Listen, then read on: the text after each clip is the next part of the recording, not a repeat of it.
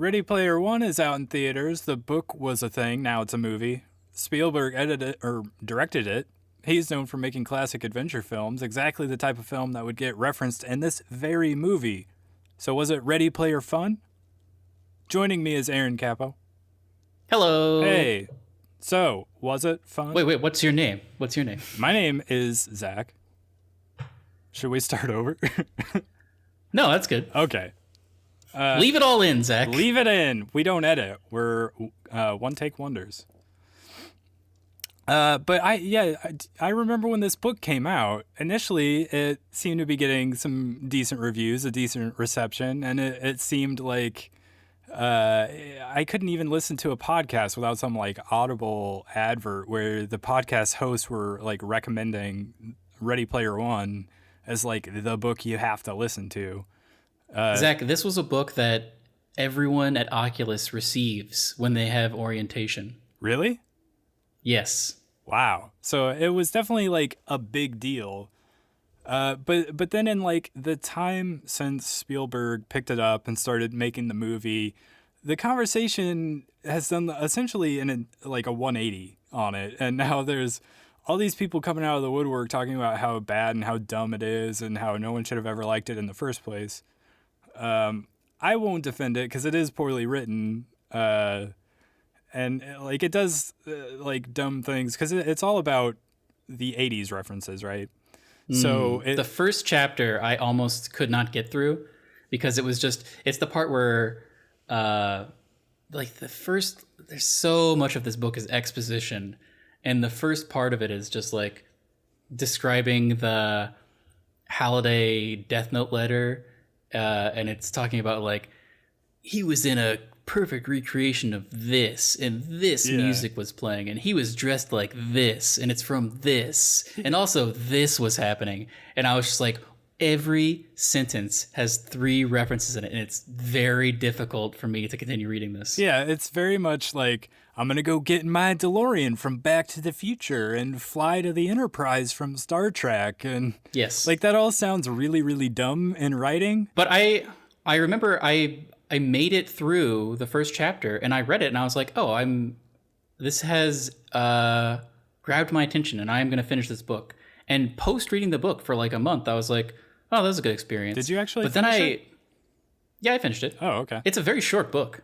That's true. I forget how long it was, but for like a month, there was a honeymoon period. And then more people, it started gaining more ground. And I started like critically thinking about it. And other people were like, hey, this is a weird part of that book. And I realized that Ernest Cline is not a good writer. Yeah, no, he's not. And I think your experience is pretty common. Like most people were like, oh, that was just some, good, dumb fun, whatever. Mm-hmm. And then like as it starts picking up steam and all these people are talking about it and it keeps like, it's like having its moment, in the zeitgeist, you kind of stop and go, wait a minute. If you actually look at this book and try to analyze it, it's pretty bad. Yeah. Like something that like everyone has said is bad right from the start is the follow-up to that book, Armada. Everyone is like, oh, this is very bad, just like from the beginning. Yeah, that one I think is worse. I think I started reading that first chapter and I couldn't get through it and I just stopped. Oh, really? That's interesting. Well, I was at like a bookstore. Like I didn't buy it or anything, but... Zach, you gotta try before you buy. So well, that's why I went to the bookstore. Yeah, I was gonna say. You're a thief, is what I'm calling you. Hey, it's you treat it like a library. You go, you sit down, you have some coffee, you read a chapter, you leave, and then you can come back and you can pick up right where you left off. People do that, and it's like kind of a good idea. It's not a bad idea, but anyway, all those like very wink wink nudge nudge sort of like references to things in writing almost have to be spelled out fairly explicitly, but it ends up sounding literally really, really stupid. But in a movie, I think it almost works a little bit better because those things can just like be set decoration. They don't have to be like, hey, look at my ship from Firefly. Mm-hmm.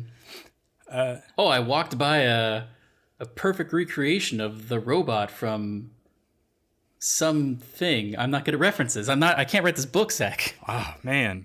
I don't have the references. Shame. Well, I mean, if you just look them up online and just like randomly write them in, you'll be good to go.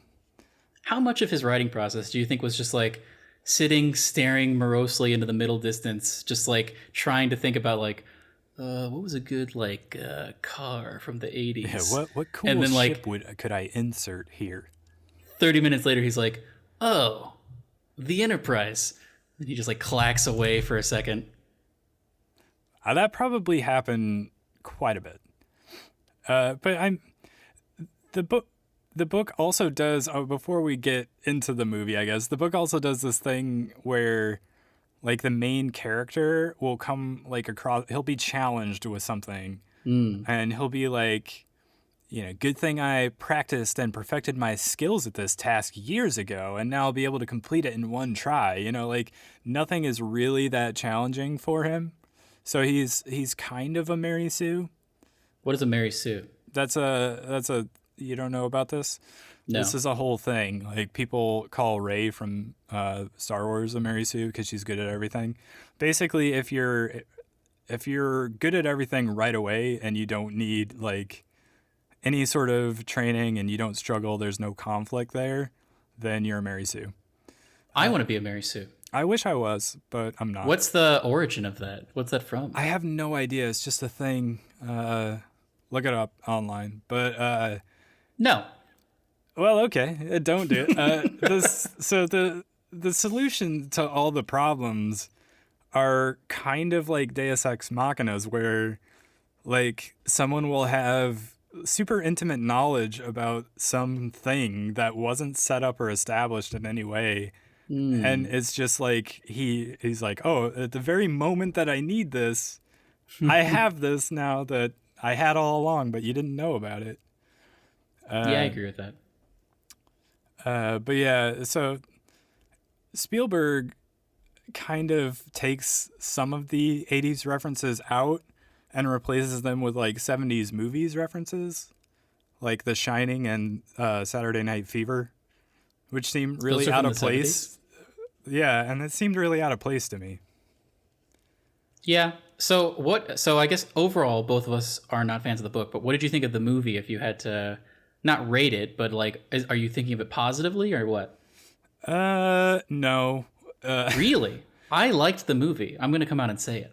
I thought it was fine, like it's dumb fun, and I'm okay with just like having some dumb fun and having those references be in there and everything. But I think it's like trying to do things that it doesn't really deliver on, What do you mean? like thematically specifically. So like the book is kind of going for this theme of people not being comfortable in their skin and Yeah. like literally putting on another face in order to live in a skin they think is more appealing. And like the book doesn't necessarily really utilize the theme very effectively, but the movie is kind of worse off because they just have these like Hollywood actors, because Wade Watts in the book is like described as being overweight, and Until he locks himself away and like does that thing where he has to work out to use the Oasis, so he gets super jacked. yeah.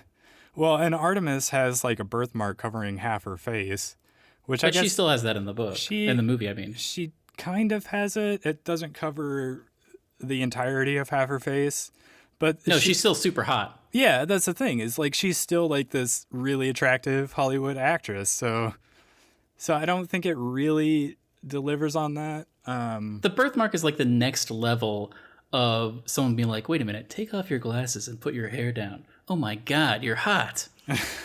Whereas this is just like, hey, I don't care that you've got a birthmark. Well, it's because you're still hot. Yeah, exactly. It also tries to like, and maybe we should like say spoilers. Spoilers Spoilers for everything. For everything. This is full spoilers.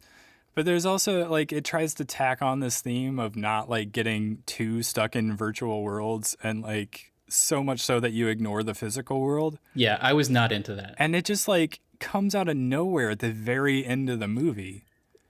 That to me is like and this is something else maybe we can talk about later, but we both read Altered Carbon and really liked it. And they put for no reason in that the main character is anti the main technology in the book for Yeah. no reason. Yeah. Like, what's that about? Like, why tack that on? That lessens the story. Yeah, that comes out of nowhere and it serves no purpose. It does not. And we should do an Altered Carbon review at some point, separate to I this. agree. Spoiler alert: the Netflix show was not good. It was bad. Anyway, yeah, it doesn't really hit those themes very well, or it like tries to bring them up and then it just sort of drops the ball. It also like it feels kind of standard teen dystopian future fantasy, where like only teens are capable of saving the world or whatever. I was like, this is a common trope, in teen dystopian stories. And so it sort of broaches the subject of like corporate greed. That's a big topic of discussion in the gaming world these days because of things like microtransactions and Yeah, loot that's boxes super true. and like mobile apps making, ad revenue off of free games, stuff like that, especially with like EA and their loot boxes. And I feel like the movie's like, hey, once we like get control of the Oasis, we're going to sell, make all this ad revenue from selling ad space on like the visors or whatever.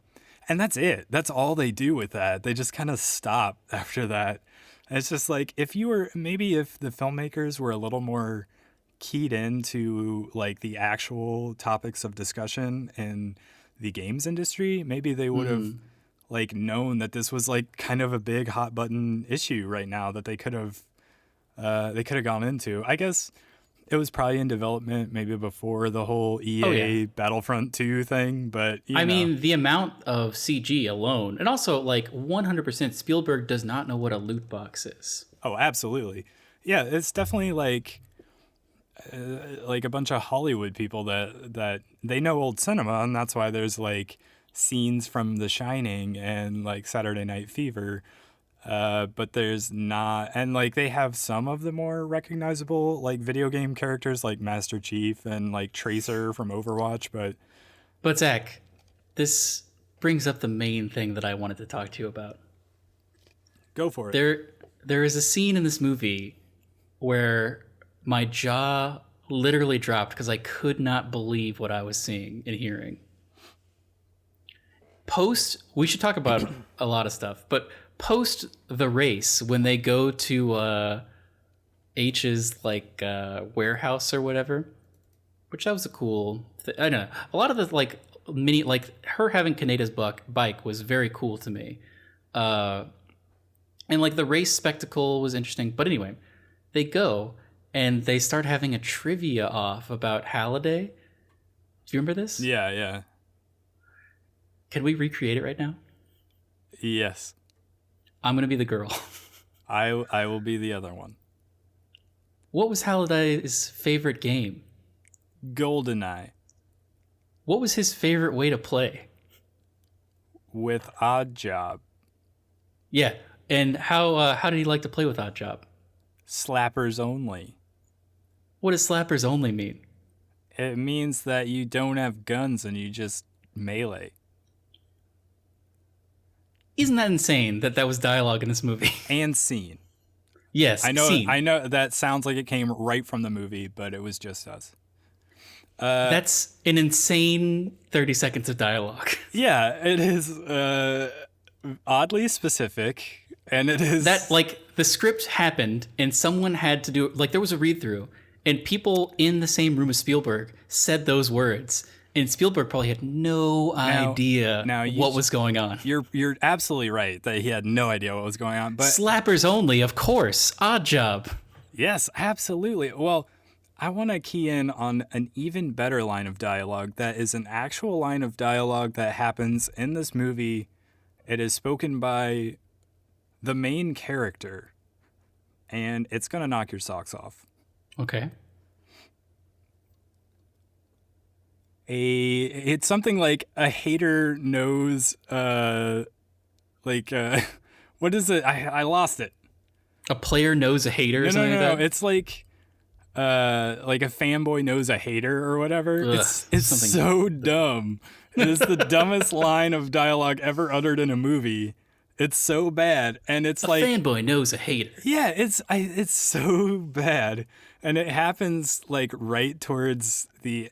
I want to say it's one of the big moments in the movie Yeah. too, and I was just like, did he really just say that?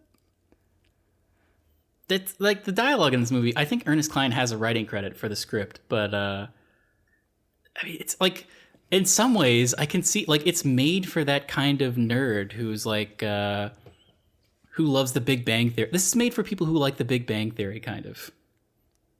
Like not geeks, but they think they're geeks. Yeah, like Big Bang Theory, people will be like, "Oh, I'm like Spock over here," and then there's a laugh track, you know, where it's very surface level, and people are like, "I relate to this. I understand what's going on right now." I mean, yeah, I can see that. Well, and I think a lot of that has to do with the fact that it is like Spielberg and it's whoever wrote the movie alongside Ernest Cline, maybe not necessarily being as in on this stuff, but they think they are. And so they're like, oh, Yeah, they're going to love this. like I wonder at what point Punch Up happened. Like, did they write the script and then they brought in people to be like, fill this with crazy references? We're old. Or did they write in the crazy references and then Punch Up happened and they were like, oh, it'd be funny if like he fell down right here. Like I'm very interested in the writing process of this movie and like where like I want to know. I would watch an hour and a half long Netflix documentary about the genesis of that scene where they talk about he loves to play his odd job, he loves to play slappers only in Goldeneye. Like that is still just like it's crazy to me that that's a line of dialogue that Spielberg he may have even said that. Like he may have even said the words like, "Hey, when you're saying this, like be really amazed that he knows that Oddjob is like not doesn't have any weapons." Like think about that for a second. I feel like it's not registering with you that like Spielberg is aware of what like I can't even articulate how insane that is. Do you think that in reality, the words slappers only came out of Spielberg's mouth? I Or was he just sort of in a daze sitting there directing while this on this day when the scene had to be shot? I don't know. I mean, I want to know. This is a movie where I'm very interested to see behind the scenes footage, and like I would love a commentary track. Well, and so there's other weird things too. Like Parzival references like watching Artemis's like Twitch streams. Yeah, Is that's Twitch true. even like a thing that would happen in this universe where everyone essentially lives in a video game? Like, I guess people might watch movies in the Oasis, but like, are they watching other people play games? Well, I mean, the book was not good, but it did. I think the reason it has connected with so many people is that it has a lot of interesting ideas Yeah. and a lot of like interesting set pieces for your mind, basically. And one of the things that I really connected with, because I'm very into virtual reality, one of the things I really connected with in the book was H's like hangout zone, which is turned into a garage in this, but Yeah. like a persistent like secret clubhouse that you two could go to, and there was a TV there. If you could just like chill out with your friends, like why wouldn't you watch a Twitch stream on a big screen TV? You know? Well, and that was the thing. Like in the book, like without stating it explicitly, I guess it's like one of the more like he's not someone for subtlety. Like don't get me wrong, but one of the more like subtle like non-references in the book is just how sort of John Hughes it feels because it starts off taking place in like this school, right? And he's Yeah, got these like chat rooms with these people and he's like hanging out with H and eventually, there's Artemis and he like is the geeky guy who like falls for this like super cool girl who is way more interesting than him. There's like all of this sort of stuff. And so it almost kind of feels like a John Hughes like 80s teen movie Yeah, I mean, I think that was definitely what he was going for, and that at least in the book they sort of like explain why everybody's a teen, because it's revealed that like the first challenge is hidden in plain sight on a school world or Well, whatever. yeah, because So like, the other thing is that he doesn't have the money to travel, which is yeah, why his character isn't like leveled up compared to everyone else. and that's like it's a real Willy Wonka type vibe, because he's like the one who's he's not buying the chocolate bar every week. Like he's not like H going around to every different world. He is just a lowly little Charlie man, and he's walking around the school because it's the only place he has money to go to. And Halliday has, like, in his infinite wisdom, decided that he needs to pick basically a Charlie in someone who is like anyone, basically anyone can do it because anyone has free access to the school. Yeah, it should be like for everyone and not just for like the rich people. Exactly. And that's a theme that's totally lost in this as well. Yeah, that's a good point. And you would have thought that Spielberg would have been a really good choice to direct a movie that's essentially this like John Hughes esque like 80s high school like teen drama thing that's also this like interesting sci-fi future. And he doesn't do any of that. It's just like all of that is actually pulled from the story altogether. Yeah. But I don't even know who this movie's for, because like it has some like horror scenes. I feel like it's explicitly for our generation. But is it? Because it's like so dystopian future, and it's like it makes, I don't know, it just sort of feels like this animated movie for kids. And I was at the screening I went to. There, I was ended up sitting next to these two kids. I don't know why they were not in school, but they were at this movie, and they were very into this movie. But they were terrified by the Shining scene. Really? And what Yeah. age would you say these kids were? I mean, they were probably tweens. I'm not sure. I don't know. I feel like But they cannot know the references to the things No. that, like, there are references to, like, Buckaroo Banzai and Silent Running Yeah. in this movie. I feel like we are the generation who grew up with an N64, who some of us grew up with like NESs. And in the 90s, there was a time where people were still like, oh man, remember the 80s? And even to that day, like even to this day, people are like, oh, remember the 80s? Like our youth, I feel like, matches up similarly to what Klein's youth was. I feel like we're in the same generation. Yeah. Like, So people in late 20s, early 30s is who this is for, I think. for sure, but, like, the main characters are also, like, teens as well. But don't you wish you were a teen, Zach? I mean, yeah, you never stop wishing you were still not an adult. Yeah, this is what is it called? Oh man, there's a word for it. Not fantasy. Wish fulfillment. This is wish fulfillment. Ah. Yeah, but they do like make the references for like the younger people as well. Like they obviously Tracer and I think Master Chief probably weren't in the book. I definitely don't remember them being in the Well, book. I think another thing about is like, but definitely they weren't. But ours is, I think, the first generation to really like continue to develop post our teens. Like people in their 50s stopped liking cool stuff back in the 80s, or like whenever I don't know how old people are, but like we have continued to develop. Like we had the internet when we were first starting out, so like we're never going to become out of I mean, this is my declaration, I'm never going to become out of touch. That's true. But like it's much easier to stay up on like pop culture these Exactly. days than it was like pre the 90s, or before like the internet was a huge thing. So Exactly. I guess we are kind of going to be that first generation that gets to sort of stay up on everything. We never stop being cool. I mean, I like that idea. I don't know if everyone will believe that about us. But yeah, maybe. That's something I think that was not articulated super well in this movie, is that I think all there was, things became the Oasis. Yeah. Like all video games like got ported it. Like there's a World of Warcraft world. They kind of did it with like the very first shot of the Oasis is like Minecraft world, which is maybe a more topical reference than World of Warcraft. But like the fact that like owning the Oasis is owning the entire world, I feel like was not Yeah, super well they intimated. did a bad job of really setting up the stakes and setting up sort of this like the world and how everything is. Because like here's another way this could have gone in this fiction is like the end of it is like, oh, but is the Oasis that great? Like another way this could have gone is like bad guys get the Oasis, start making a bunch of terrible ads, and everyone stops using it and walks out and like sees the sun for the first time, and like change begins to happen. Like that's a legitimate end for this movie in their fiction, where like the Oasis is kind of bad.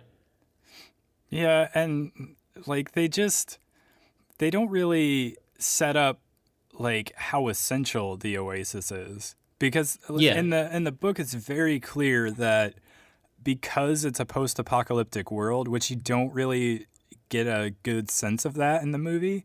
yeah, it just seems like kind of shitty. Yeah, it's just sort of like, well, people live in like a trailer park. Like that's the only really thing we get out of that. But there's still like a city where like IOI is, and it seems Hmm. fairly normal, maybe a little bit futuristic, but uh, Drones.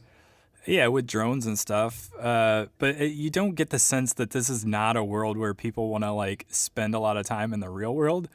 Yeah. So you don't really get a sense of why the Oasis is essential to life now, because they also don't really get into the fact that people go to school there, people work there, people spend their entire lives in the Exactly. Oasis, and so it's not just a video game. Yeah, it's not just games. Like Yeah, they only really talk about like this is the most dangerous planet. People come here to get coins, or like this is a race where people can like collect coins from crashed cars, and like they're trying to get to the end, but Donkey Kong is there, or like King Kong.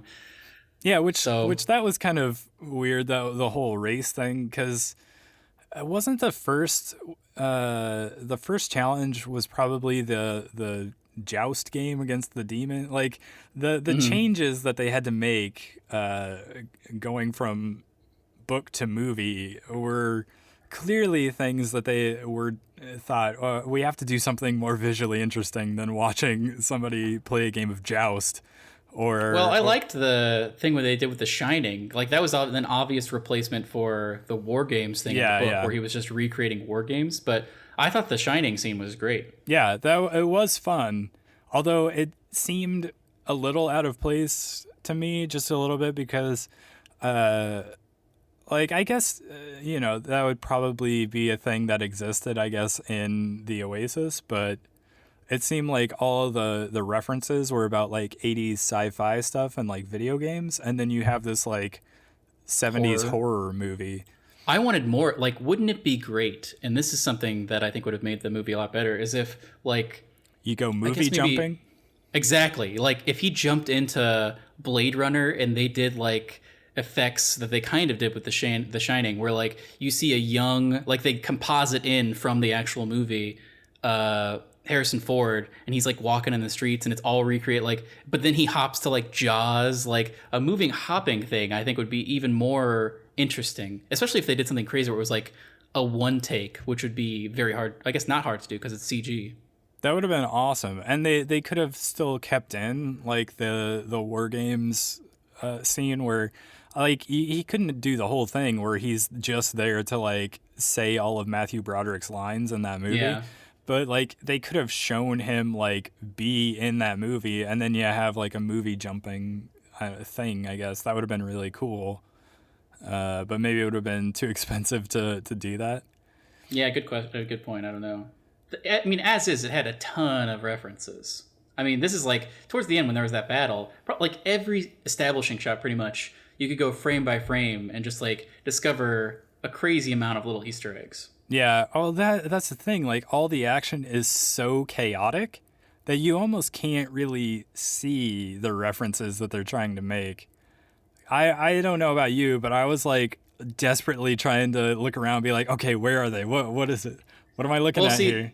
that's why I think this movie actually benefits from being seen in 3D. I can't test this theory. I might go see it again in 3D, but I saw it in 2D, and I thought some of the action scenes were very hard to track, and I was Yeah. wondering if there was another layer, if things were like stretched out a little in the Z, if I could maybe keep track of stuff better. That's possible. Yeah, I found a lot of the action to be a little hard to keep track of, and I didn't I liked know. the race I in didn't. the beginning. I thought that was cool. It was but, my only problem with that was that like he has to go look at like the archive, and he's like, "Wouldn't it be fun to go backwards?" And you're just like, Mm. people would have cracked this in the first hour. Like, what are you talking about? It's been days and nobody's figured it out. Like, No, it's been years, Zach. I mean, it seems a little silly to me. Like, as you know how quickly like everybody hacks everything in the real world. Like that, they would have solved that puzzle so quickly. Especially if the key line of information to lead you to driving backwards was stated that explicitly there. I want you to say good. I want you to say things you liked about this movie. Okay, hang on. I gotta think. Another thing they changed is when Kia Sorrento. That's not his name. That's a car. That's his name. uh, so he goes to meet with Kia Sorrento, and he's like trying to pitch him on joining IOI. He's like, Yeah. you'll make a bunch of money. But in the book, it's like this plot twist because he says his name. He's like, He does it in the movie. I know, but the difference is that we don't know up to that point in the book that he knows who Wade is. So you kind of it's like this plot twist that this guy's like super dangerous and he has all these resources and we don't know. There's kind of this air of mystery about like how much he knows and like what he's going to do with his information. Whereas in the movie, like literally the scene before that, the guy's like, "Oh yeah, his name's Wade Watts. He lives here." So there's when that moment happens, we're just like, "Yeah, we know, you know this information. This is not new." Zach, this is not something that you like about the movie. And then when Kia Sorrento sends his men to blow up the trailer park, was it set up at all that Wade has this separate, like, Yeah, gaming that's like the rig? first. When he exits, he's like going to his secret little area, and that's when he sets up his Does he actually say that though? Not explicitly, but you can tell it's very far away from his place. Maybe I just didn't remember, but I didn't remember seeing that. And that whole time I was like, did they even establish that he has a separate rig? Yeah, he like definitely. That's like the first part of the movie is him walking to his place and like kind of scurrying between two cars and opening it up and like plugging the battery in, and then he like puts on the headset for the first time. Okay. So something I did like was like the Gundam wing showing up and Yeah, fighting that was great. Mechagodzilla. What a good segment. That was such a good segment. That Gundam, the way it moved, the light sword, like everything about it was awesome. Yeah, all of that was really cool. And I liked what else did I like? Did I like anything else? It was You didn't like the race at all? Yeah, I mean the race was fun. It was a little hard to follow. But yeah, I thought it was pretty cool. It was cool to see like the DeLorean and the motorcycle and what was the other guy driving? It was like a It's just like a big monster truck. man. Was it from Monster Trucks, do you think? You remember that terrible movie Ugh, where monsters come live in out? trucks? I think a thing, if we're going to talk about stuff we don't like, a thing I didn't like was that scene that came out of nowhere the first time the bad guy goes in to meet with TJ Miller's character. And TJ Miller's like, hey, I got what you asked for. It's this sphere that's impenetrable. It makes this like shield. And then the bad guy's like, great, I'll use that later. But like for what? Like before this, he doesn't know that he's going to need to like protect the castle. Yeah, it's... And then like they could have gotten rid of that and then just had like 5 seconds of dialogue where he's like, do you have anything that's like a big shield? And then he was like, oh yeah, I got this sphere. Like they didn't need. I mean, I guess it was kind of to introduce Well, so TJ Miller's it character, seems but like so that's clearly a case of like two screenwriters that don't understand screenwriting. Because I think I sent you this video one time that had to do with how bad the editing was in Suicide Squad. you did send me that, yes. And the guy like breaks it down where he's like, everything is done in threes. You set something up, you establish it early, you eventually remind the audience that it's there or that it exists, and then later it pays off in some sort of way. And the example in Suicide Squad was the fact that the boomerang guy has this like thing that he keep like this purple stuffed animal that he keeps in his jacket or whatever. And they show it to you at first, they establish it, they remind you that it's there later, and then the third instance, instead of it being there, he like gets stabbed and you're like, oh, this is where it's gonna pay off, and he's gonna pull out this like purple stuffed animal and it's gonna have the knife in it and it's gonna have saved his life. But instead he pulls it out and it's just a wad of cash and you're like, well, that doesn't connect in any way. Right. And this, they have the shield, but the way they establish it doesn't make any sense, because it's not like he specifically asked him to get it for any sort of reason. He's just like, by the way, I got this orb for you. He's like, okay. And then they don't reestablish it at any point. And then later they're just like, I bet we could use this thing that we talked about a long time ago. True. So it's very clearly two people that don't understand like film screenwriting. I think that's the first level of screenwriting, but I think this is in joke structure as well. The proper way to do it, or like the more sophisticated way, is to set it up, have a fake payoff, and then have a real payoff that you aren't expecting. Like this happens all the time in Arrested Development, where like something is established, then there's a joke with the thing, and you're like, oh, that's why that thing happened, and so you forget about it. And then later, maybe like a bunch of episodes later, it comes back and you're like, oh, I remember that. I guess this is the payoff. And then sometimes even that's a fake payoff. Like it's all about the fake payoff, I feel like. Yeah, they didn't really, and they could have done this with those instances that I was talking about earlier, where Parzival's like, oh, I know how to solve this thing because I have this bit of information just randomly that I've pulled out of nowhere.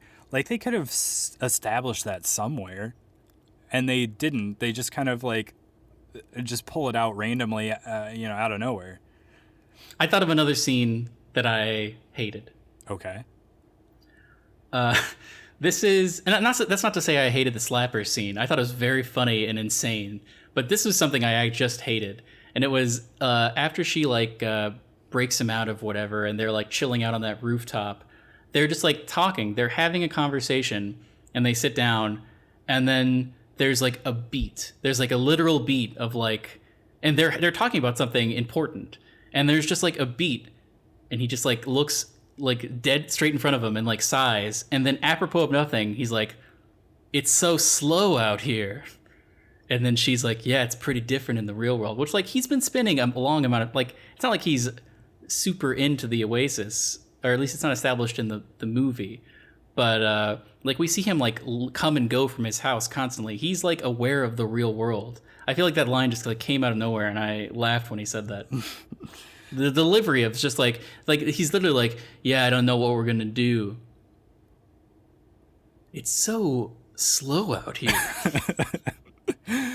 And she's like, yeah, isn't it, Parzival? And he's like, hey, you called me Parzival. And she's like, oh my God, did I?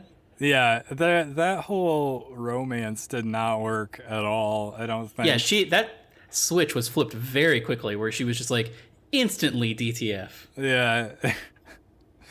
That definitely didn't work. And they kept going back to it after that, like, well, we've already done the hard work of setting up this romance, so they're going to accept whatever we do with it after this. Yeah. So there was all these moments where he's like, hey, I love you. And it was like really cheesy and corny, and it made me roll my eyes a little bit. Yeah, there was a part where he's like talking to the entire Oasis and he's like, I don't want to sound corny, but I found love in the Yeah. Oasis. And then cut to her and she's like, oh my God, he's talking about me. And he's like a little smile across her lips. It was that was I rolled my eyes pretty hard on that one. It was I still maintain, like, maybe it's my blinding love for VR, but I thought this was a fun movie and I want more VR stuff. So I'm pro this movie. I mean, sure, I'm pro the idea behind it, and I would love to see, like, what if they made like another, not necessarily a Ready Player 2, but like what if they made another like VR style movie kind of like this, but it wasn't dumb. Hey, Zach, I've got great news for you. Yeah. Ernest Cline Oh is no. writing Ready Player 2. Oh no. That's right. After the critical success of Ready Player One, he was like, guess what, everybody? I'm doing another one. So the thing is, I didn't hate the book. I enjoyed it for what it was. Like I could realize that it was like dumb fun and it was poorly written. But I've read like other shoddily written books that weren't having as much fun, if that makes sense. Yeah. So I wouldn't give it glowing reviews or anything, but I still enjoyed it well enough. And like I can say I feel similarly about the movie, even though I have like a lot of criticisms about it because I think it's kind of a bad movie. There's fun to be had.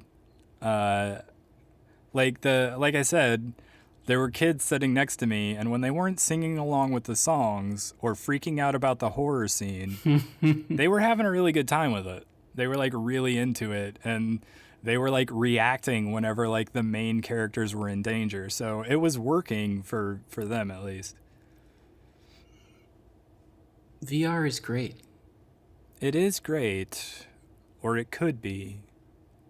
The promise I is mean, there, and Ready Player One is a good example of that promise.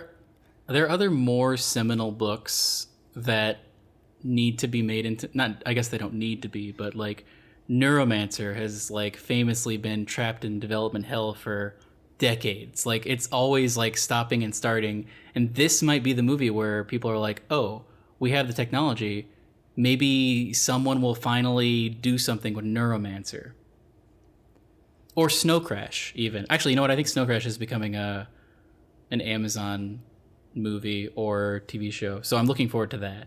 But I don't know, like, there's something very, very appealing about, and this is what I really want, and there's an anime about this, sort of. But, like, You've Got Mail for the 21st century is a game in which, or is a movie in which two people are, I've talked about this on another podcast, but two people are meeting in the real world, but also meeting in a VR MMO, and they don't know that each person is the other person. Like, and that is my dream movie, Zach. I love romantic comedies, and I love romantic comedies where someone has a secret that's very juicy, especially if it's time travel. What if? And I feel like a VR MMO, You've Got Mail, is my dream movie. So if they made a remake of You've Got Mail, You've Got VR is what I would call it. set in like World of Warcraft, and it's You've Got Scrolls. Even that, it doesn't have to be World of Warcraft, but yeah, it could be like a fantasy setting. That's a super good idea, and I would love it. You've got carrier pigeons.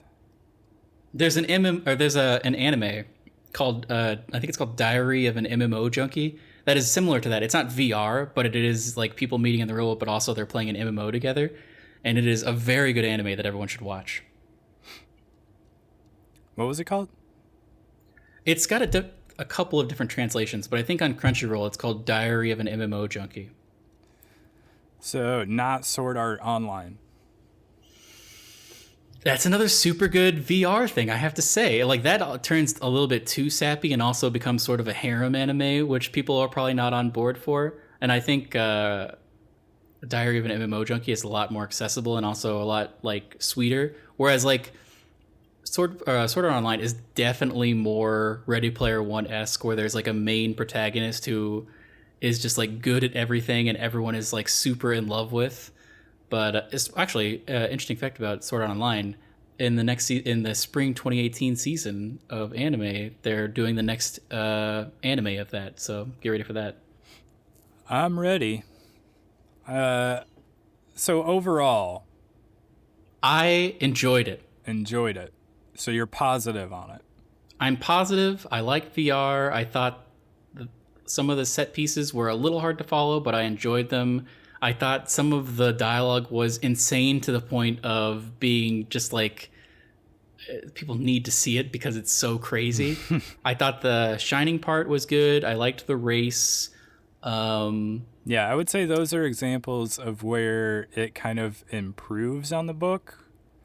I liked like Kaneda's bike. I liked some of the like weird characters popping up.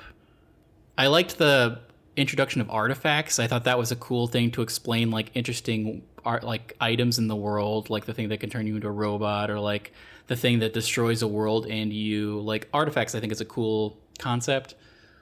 I don't think they set up some of the side characters very well because like That's true. Daito and Yeah. Sho were just kind of there. Oh, that's a question I had. They're in the Shining thing, and H is like, "You ever see The Shining?" And Daito, or whichever one is the little one, is like, "I have to see it with my fingertips." Yeah, that's Sho, the 11-year-old. Is he blind? No. He's like he's saying that when he watches it, he covers his eyes for most of it. That was very difficult. Like to me, he was saying like, "Oh, I read Braille." No. He like watches it through his fingers because he holds his hand in front of his eyes so he doesn't see most of it. I don't know. I feel like that could have been illustrated. He should have been like, "I see it." No, I don't know what the line should be, but it shouldn't be "I use my hands" because like for everything after that, I was like, "Oh, he's blind. That's why he's so good. He's like daredeviling it." No, I thought it was fairly clear that he just like covers his eyes for a lot of the movie. I don't know.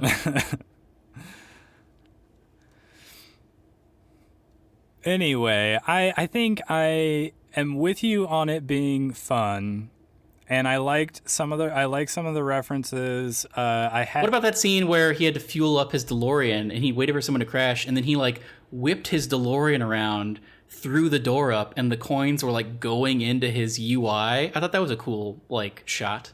It was a cool shot. It seemed a little strange. Like they have to physically go touch the coins. Like Yeah. Well, they like scoop in. They like swoop in. Like, yeah. what about that? What about Halliday? I thought that actor was really good. I don't know who that is. I know it's someone famous. It's Mark Rylance, which is like the Spielberg effect on this movie. Like one of his guys, you know, the guys that is in every Spielberg movie, like it would have to be him. I thought he was a way more interesting. Like he and Artemis are like the two most interesting characters in this movie, and that is kind of bad for Wade, who's like the main character. Yeah, I agree with that. And then like Simon Pegg is also in this movie, and he's also just sort of there. And then he like turns up at the end, and he was like, "I was here the whole time." Yeah, I don't know. A lot of stuff that Wade said, like every time Wade like professed his love for Artemis, I was just like, this is lame. Yeah. Like he's not basing this off anything. I was like, when Artemis was like, "You don't even know me," I was like, that's correct. Yeah, like, that is correct.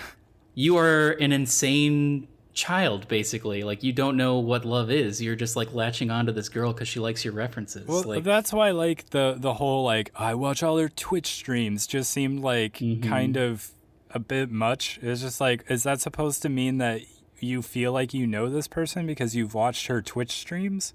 it's sort of like, did you ever see Nick and Nora's Infinite Playlist? I watched 10 minutes of that movie before I turned it off and it was like, this is the dumbest thing I've ever seen. Man, we have slightly different tastes in movies because I enjoyed that movie. But there was a scene in that movie where like so Michael Cera has like a shitty girlfriend, and he's like constantly making her mix CDs, which she's like, ugh, these mix CDs, and she throws them away.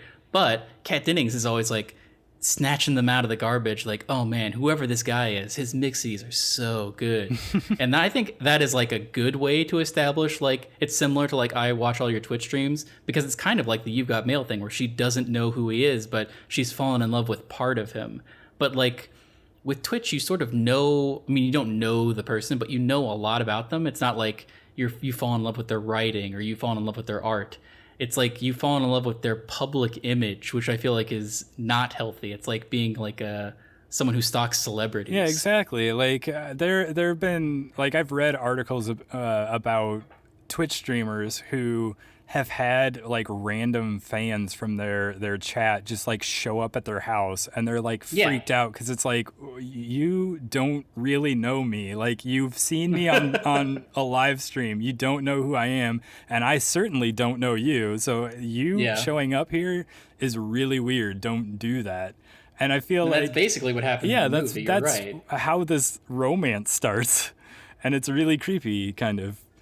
But I think the pieces, much like in the book, the pieces are there. If I was able to take this and redub it and remove some scenes, I think that I could make a movie that you would actually like. Yeah, well, and like I keep saying bad things about it. I did have some fun with the movie, so I don't think it's all bad. It's just it has a lot of things that are kind of easy to mock, if that makes sense.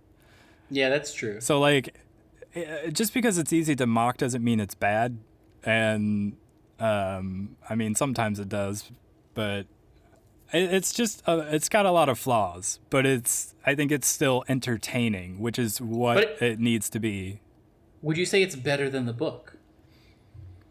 No. Really? Because I think it is. Well, so the book is like really poorly written, but the movie felt kind of like the Cliff Notes version that like left out a lot of the things that like establish or set up things. Like kind of what I was talking about how we don't really get a sense of like the outside world and how it's a post-apocalyptic setting, and how the Oasis is this like place where everyone essentially lives. It's school, it's work, it's not just a video game, and so sort of the stakes that go into like them wanting to try to retain the Oasis for them and not for this like corporate entity. Like, you get a sense of that in the book. You get the full sense of that. In the movie, you really don't. And I think that needed to happen. And also, yeah, that's true. Also, maybe you just get maybe a better sense of like the Halliday character in the book as well. See, I thought you got more of a sense of him in the movie. Yeah, you might be right. It's been a while since I've read the book. I think they did a decent job with the Halliday character in the movie, actually. I do think he was probably the most interesting character in the movie. I agree. Yeah, I agree. He's definitely this like he starts off and you think of him as sort of a Steve Jobs type, but he's definitely like this loner, socially awkward guy. But there's like this whole thing with like his relationship to this other person and how that like plays a big role in it. And like, I don't even know who that was, or like, that's a good point. We never actually saw footage of her. We only saw a recreation of her in the Oasis. Yeah, it doesn't make the impression on you that it was supposed to, for being such a like important plot point. Yeah. I think the first time you even see her is in that one scene. Yeah, and well, you see like a picture of her, or she's in like that Shining dance scene. Yeah, that's the scene I was talking about. Yeah. Speaking of the dance scene, the Saturday Night Fever like dancing scene I thought was so bad. Which is, of course, where he first professes his love and also says his name. Yeah, rookie move. Yeah, I am pretty sure that's not in the book. If you had... What about this? let's say you could recast Wade. Is there someone we would pick that you think would make it better? Or is it just the dialogue no one can make good? Um, I think it is kind of dialogue that you can't make good. I mean, that line that I've already forgotten that I said earlier, like a fanboy knows a hater, Mm-hmm. like nobody can sell that. It's just dumb. I don't know. I mean, I know I keep talking about Arrested Development and Michael Cera, but like Michael Cera, I feel like You is a think? crazy Yeah, response. but he's like 40 years old now, isn't he? I don't know. He's not that old, but he's not. I feel like he can do tongue in cheek though. Like I feel like if he said the line, "A hater knows a fanboy," you could tell that even he knows what he's saying is lame. You know, he would add another element, another layer I to guess it. I can see him selling it better than Ty Sheridan. Because he's actually like a nerd, whereas Ty Sheridan looks like a jock to me, and is basically like a jock wearing glasses, and he's Yeah. like, he just looks like a dumb bro to me. Anyway, I think it's a weak movie, but you can still have fun with it, and that's about all I really could say about it. Yeah, I think it's a fun movie, and I think that it. I want people to get into VR, so I want people to watch it. Well, I think that's going to happen no matter what. I want there VR. to be better movies about VR. I agree. I mean, Snow Crash is happening on Amazon, so I can't remember if that's a TV or a movie, but that's going to be something to watch. Like The Matrix is essentially a VR movie. I guess that's true. Yeah, that's true. And that was obviously much better than. That's like full dive kind of stuff, though. I don't know that we can call that like VR. I think has to incorporate some sort of. Well, I guess virtual reality. That is what it means. I guess you're right. You're right about that. So that's why like they can make better movies with this concept. They just can't be written by Ernest Cline. Or Well, I'll tell you one thing. If he does, I mean, he says he's writing Ready Player Two. If when he writes that, and if it gets optioned into a movie, I very much doubt Spielberg is going to come back and direct Ready Player Two. yeah, you're probably right about that. So we'll have another person's take on it. Although I don't know that Spielberg added a ton to it. Well, so the one thing is he didn't want to do too many references of his own work. And I feel like I don't remember specifically all the references in the book, but I feel like you almost have to have Spielberg references in there. Like I Mm. guess there was a T-Rex in the race. Yeah. Um I don't know. Like they could get somebody else and have them do like a more character driven thing with it that does better with the world building. Like a Michael Cera is what you're saying. Michael Cera should act, direct, and write Ready Player 2. I'm just saying, like, think about No, I agree with you. he He would definitely have been a better choice than Ty Sheridan, but and like I could believe I could believe as Michael Cera being like a lovesick kind of person in a way that is adorable instead of just like a weirdo, you know? Because that's basically what he played in Arrested Development. I guess I recently read something about the new Arrested Development season coming out on Netflix, and so I have like been rewatching Arrested Development, so it's fresh in my mind. what is But that video game movie that he's in?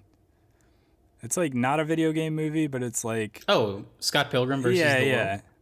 That's a comic book movie. Yeah, so he did that. I mean, I feel Yeah, that's a very similar character in a lot of ways because it's like that's the same thing where like the girl is a lot more interesting and he's this guy who has to sort of compete these challenges and like the real reward is the girl. Very similar to this movie, but like which I think I don't a want lot to of typecast Michael Cera, a but lot of people are would think of that as a bad thing where if you're like the winning is getting the girl.